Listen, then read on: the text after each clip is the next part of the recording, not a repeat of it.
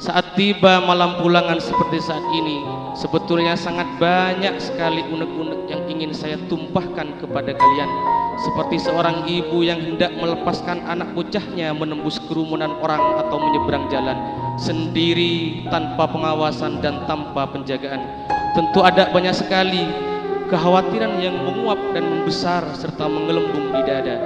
Andai bukan karena tujuan-tujuan jangka panjang, sebenarnya hati pondok pesantren mungkin akan lebih tenang dan tentram jika meletakkan kalian di sebuah menara gading yang membuat kalian hanya bisa menengok dari bawah tapi tak bisa menyentuhnya, atau di sebuah rumah kaca yang membuat kalian bisa melihat segalanya tapi tak bisa terlibat di dalamnya. Tapi tidak, pondok pesantren tidak berpikir seperti itu. Kalian dipersiapkan bukan hanya untuk menyelamatkan diri sendiri. Pondok pesantren adalah kawah penempaan agar kalian juga bisa menyelamatkan orang lain, agar kalian datang seperti Khalid bin Walid ke Persia atau Tariq bin Ziyad ke Andalusia. Kalian datang untuk mengubah sesuatu dan melestarikan sesuatu yang lain. Inilah kalian.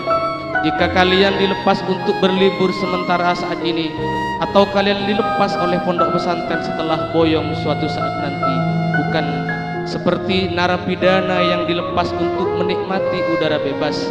Kalian dilepas sebagai para pendekar yang turun gunung. Kalian dilepas untuk mengubah keadaan atau minimal menghambat arus dan kecenderungan yang menggerogoti ajaran-ajaran agama kita. Kalaupun misalnya kalian memahami liburan ini sebagai burung yang lepas dari sangkarnya, maka jadilah seperti burung merpati yang meskipun lepas di alam bebas tetap selalu terikat dan merindukan sangkarnya. Anak-anakku sekalian, tidak jadi soal jika masa liburan ini kalian pahami sebagai masa beristirahat sebentar untuk melepas penat. Bukankah dalam agama kita memang dianjurkan untuk beristirahat sebentar menjelang siang, agar kita bisa beraktivitas dengan lebih semangat dan penuh konsentrasi di waktu siang hingga menjelang petang? Bukankah dalam kitab-kitab kita memang dianjurkan beristirahat di separuh awal malam agar kita bisa bangun dan beribadah dengan khusyuk di tengah atau akhir malam? Namun demikian, masa istirahat harus dipahami sebagai masa sela untuk menyambut aktivitas berikutnya dengan energi yang segar. Masa istirahat bukan hidangan yang disajikan untuk dinikmati, tapi kesempatan diberikan untuk digunakan. Oleh karena itu, gunakanlah masa libur itu dengan sebaik mungkin untuk menyegarkan konsentrasi kalian di masa kembalian, bukan malah menjadi pengganggu konsentrasi kalian ketika sudah kembali lagi ke sini. Maka jangan sampai kalian larut dalam kesenangan-kesenangan negatif ketika masa liburan.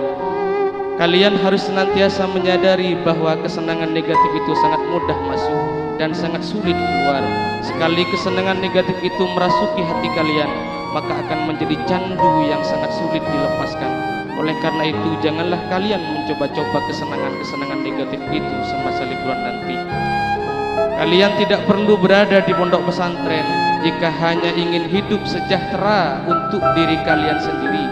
Pondok pesantren ini adalah tempat orang-orang yang ingin hidup untuk melakukan sesuatu yang bermanfaat bagi orang lain, bahkan rela sengsara demi hal itu. Dan manfaat yang dimaksud di sini bukan sekedar manfaat di dunia, tapi yang lebih penting adalah manfaat dalam kehidupan akhirat nanti.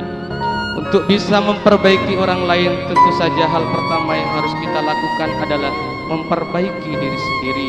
Untuk menyelamatkan orang lain dari godaan buruk akhir zaman, tentu saja kita sendiri harus melatih diri terlebih dahulu untuk teguh dan tahan dalam menghadapi godaan itu. Masa libur ini adalah tes nyata bagi kalian untuk menjadi duta-duta pondok pesantren. Sangat mungkin kalian akan dihadapkan ke dalam banyak godaan media, godaan lingkungan, godaan hiburan, godaan kebebasan, godaan kesenangan, godaan wanita, godaan lelaki, dan lain sebagainya. Sejauh mana kalian tahan, sejauh itu pula kalian siap menjadi generasi pesantren yang mampu membawa panji perjuangan para masyaikh di tengah-tengah masyarakat. Dulu para masyaikh kita dan para ulama di negeri ini juga berada di pesantren seperti kalian, rasakan pahit getir sebagai anak-anak santri. Namun berkat keteguhan, maka mereka bisa ikut mengubah kecenderungan dan lingkungan masyarakat, bukannya ikut-ikutan berubah karena arus kecenderungan dan lingkungan masyarakat. Kita ini adalah para penerus mereka, tidak ada orang lain. Kalau bukan kita, sudah tidak ada lagi orang lain yang bisa meneruskan jejak langkah dan mewarisi perjuangan mereka. Semoga Allah memberikan keteguhan hati kepada kita untuk meneladani keteguhan mereka. Semoga Allah masih memberi kesempatan kepada kita untuk berkumpul kembali di pondok pesantren ini pada waktu-waktu yang akan datang. Meskipun kalian merasa senang dengan hiburan ini, semoga hati kalian masih terikat dengan pondok pesantren, rindu dengan senyumnya yang penuh arti. Semoga doa para masyayikh kita menyertai langkah kaki kita, menyertai langkah kaki kalian besok pagi atau sore hari ketika bayang-bayang kalian mulai hilang dari pandangan kami. Semoga pengaruh kitab-kitab yang kalian pelajari di sini mengalahkan pengaruh handphone, internet, televisi dan media-media lain yang begitu semarak saat ini. Semoga kalian bisa menjadi anak-anak yang membuat hati orang tua jadi sejuk dengan sikap dan tutur kata yang santun, dengan ibadah yang tekun, dengan kemauan tinggi untuk berbakti dan membantu meringankan beban orang tua di rumah. Sekian, semoga kalian sampai di rumah dalam keadaan selamat dan bisa kembali lagi ke sini dengan selamat. Selamat tubuh kalian, juga selamat hati kalian. Salam kami untuk ayah dan ibu kalian di rumah. Semoga mereka senantiasa diberi kesehatan dan kemudahan dalam segala hal. Amin, amin ya rabbal alamin.